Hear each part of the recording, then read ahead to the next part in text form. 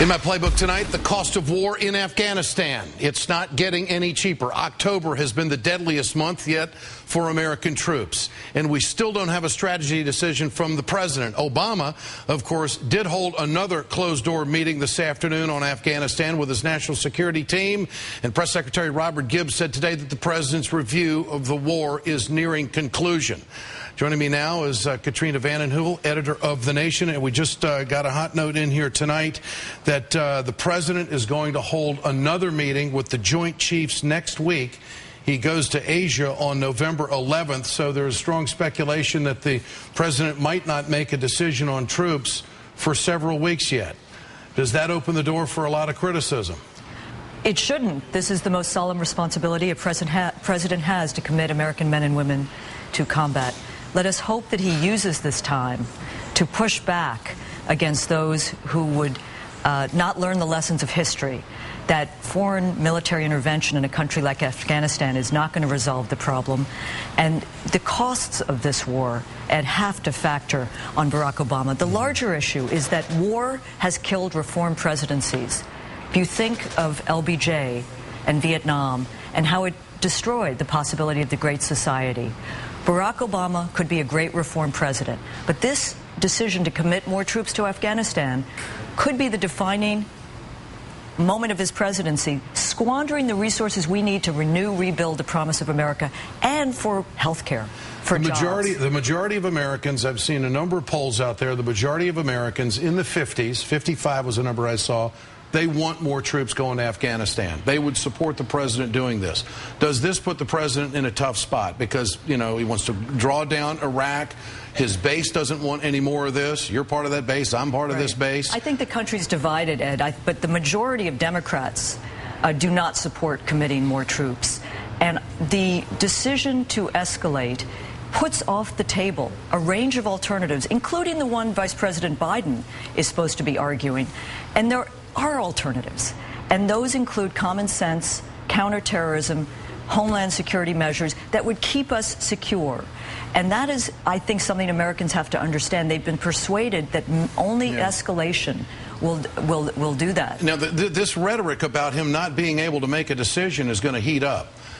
You know, John McCain was out there the other day saying this, and you could just hear it the next few weaks. But look at Barack Obama, that dramatic midnight visit to Dover Air Force Base. Well, they even criticized him about that. You know, but this again is, they're dithering. Yeah. They dithered us into a war that cost lives, that did not make us more secure.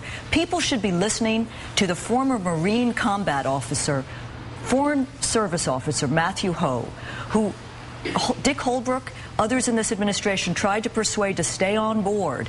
But this man, principled resignation the other day, said that our insurgency is fueling the insurgency in Afghanistan, that there is no strategy he can make sense of, and that he believes that for the sake of American security, for the sake of lives and treasure, we should not escalate. He is a man who's going to travel this country, Ed, from Arkansas to Florida to Kentucky to New York. And people who've seen combat and seen Afghanistan as he has believe we should not escalate. Here's the NBC Wall Street Journal poll. Support for troops increased since September. Strong support for the troop increase in Afghanistan, now at 28%. In September, it was at 19%. And this is the president in an interview making a comment on his visit to Dover Air Force Base. Here it is. It was a sobering reminder of the extraordinary sacrifices that our young men and women in uniform are engaging in every single day.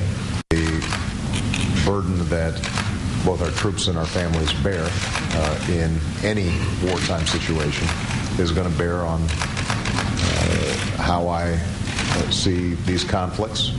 Barack Obama has a way out. We've been fighting this war longer than we fought in World War II. What do we have? A government in Afghanistan rife with corruption.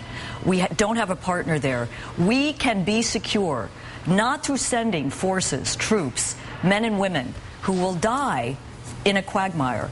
Barack Obama... No presence at all, Katrina? No presence at all in Afghanistan? Not escalation. We need a responsible exit strategy, and we need to reconfigure our involvement in that country.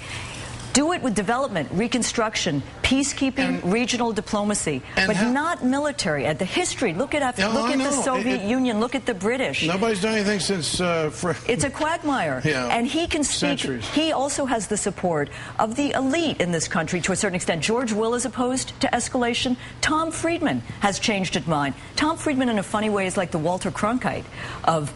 what Walter Cronkite was to Vietnam, speaking to a country. Tom what about Friedman the provincial review that he is calling for? I mean, that obviously tells me that he wants to be there for a long time and do as much as he can to fix this country and fight al-Qaeda. And but you know what? Don't do it with military forces.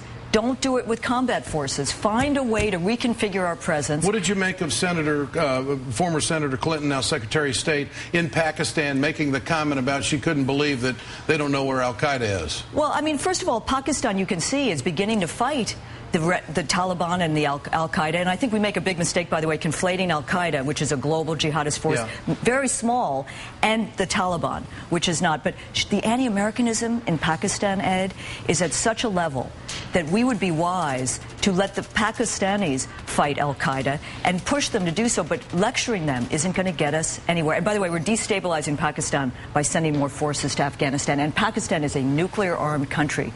National security, Ed. People should... Katrina, let's talk health care for just a moment. The House bill, what do you make of it? Will it go far enough to satisfy base core Democrats in this country? Will there be a pushback in the progressive movement to the point where maybe it could erode some support in 2010? Well, I think you heard from, Congressman Kucinich before. They should fight on keeping states, allow states to do the single payer. Affordability is going to be key. But we have seen progressive leadership in the House and the grassroots base work well. They got to keep pushing. I'm much more worried about the Senate, as you well know. And I think anyone who can get to Landrieu, Nelson, by Trader Lieberman. Well, and, speaking of that, that takes us right to our next story here. Just one more story I want to do in our playbook tonight. If you didn't think Joe Lieberman was a turncoat before, just take a look at this soundbite.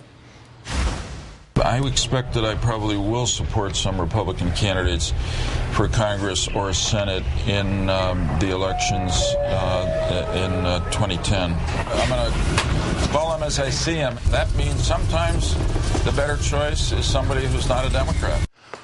How much more evidence do they need to throw him out of caucus and strip him of his chairmanship? None. I mean, the guy was giving speeches for McCain. Am I wrong? Am I forgetting something? I mean, I think the major question, Ed, is moving forward the need to revise the Senate rules. Can't do it now, but you got to bust that filibuster because it's anti-democratic, and Joe Lieberman is just the most blatant evidence of the dangers. Katrina, thanks for your time tonight. Thank you. Thanks so much.